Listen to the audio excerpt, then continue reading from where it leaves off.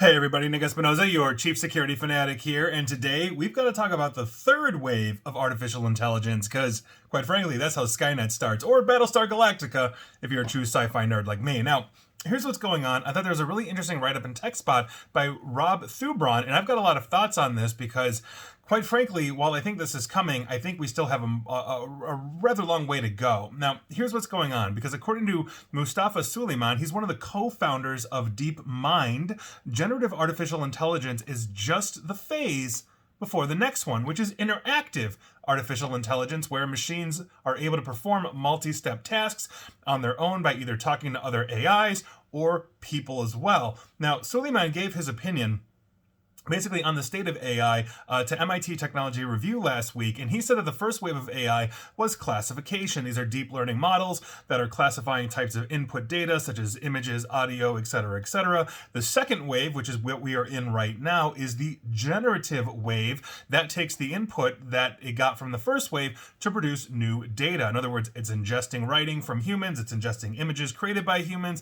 it's ingesting literature by humans, etc., etc., and by virtue of that, it's learning how to interact. Now, the third wave, according to him, will be interactive. As I mentioned, he says that rather than basically like clicking buttons or typing on a keyboard and all of that, users will actually be talking to their AIs, instructing them to take action. This is what Bill Gates was talking about when he said that virtual digital assistant that you're going to get on your mobile phone, but not your Microsoft mobile phone. That boat has sailed. What they're talking about is when it's doing your tasks, answering your emails, able to schedule that appointment, look up like, oh yes, there are 5 gas stations, and this one, while the second furthest one, it actually will save you the most money based on your gas mileage, kind of thing. That's what we're talking about here. And to quote, you will just give it a general high-level goal, and it will use all the tools it has to act on that. They'll talk to other people, talk to other AIs. Now, it's often argued that generative AI is a bit of a misnomer, seeing as that these large language model powered tools don't show intelligence in the same way that you or I do, or even animals. I mean, look at chimps. They can make tools now. Now, Suleiman suggests that interactive artificial intelligence will be closer to the artificial intelligence that we actually see in sci-fi movies, aka Battlestar Galactica, Terminator, etc., etc. Rather than being static like today's technology, Phase 3 AI will be animated, able to carry out instructions with freedom and agency. That's where Skynet comes in. And so I think, though, what was missed in this article here is that generative AI Phase 2, if that leads to autonomy in Phase 3, then we've got a few kinks to hammer out. Namely, that generative AIs at the moment are slowly killing themselves by learning from other AIs. And let me explain. Now, I want to say about a week ago or so, I talked about how, the chat GPT detectors, the generative AI detectors that a lot of universities and other institutions were using to detect if an artificial intelligence wrote that article as opposed to a human, that runs on the concept of perplexity. Meaning, as the generative AIs learn, as they read everything that humans have ever written or are sitting on the internet, good, bad, ugly, or racist, essentially the generative AIs start to understand that we are perplexed as humans. We write things that you normally wouldn't expect. That said, we also write in very standard ways, in the same way that an AI, a generative AI, might write. So, for example, the United States Constitution, written back and published in 1776, essentially was written by humans. There were no computers back then. There was no AI.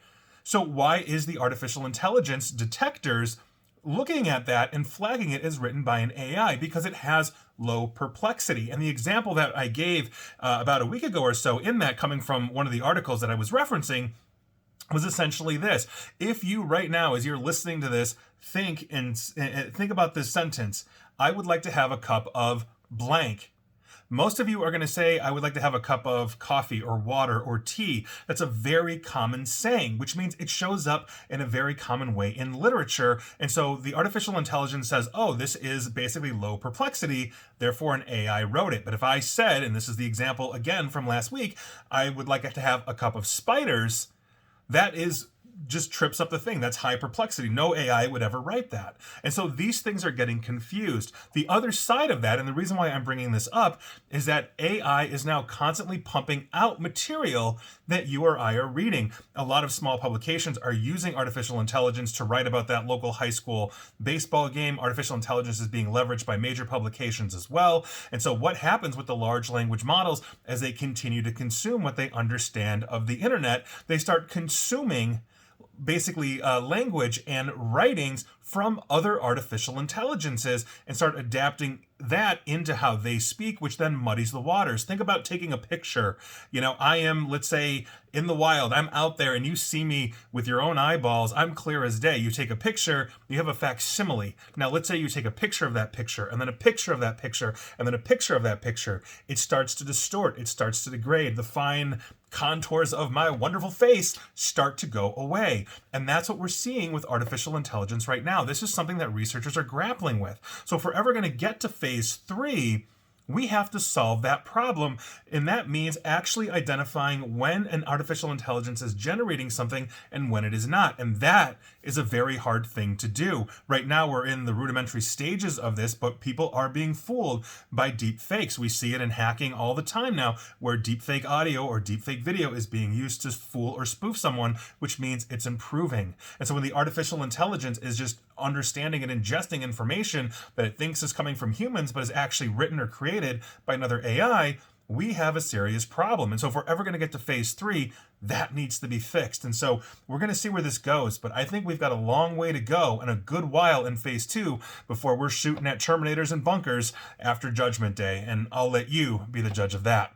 And please like, share, follow me here on Facebook and Twitter at NickAESP. And please feel free to subscribe to me at YouTube as well, where you get 100% of humans 100% of the time. And as always, stay safe, stay online, and please attempt to stay private. Thanks, everybody.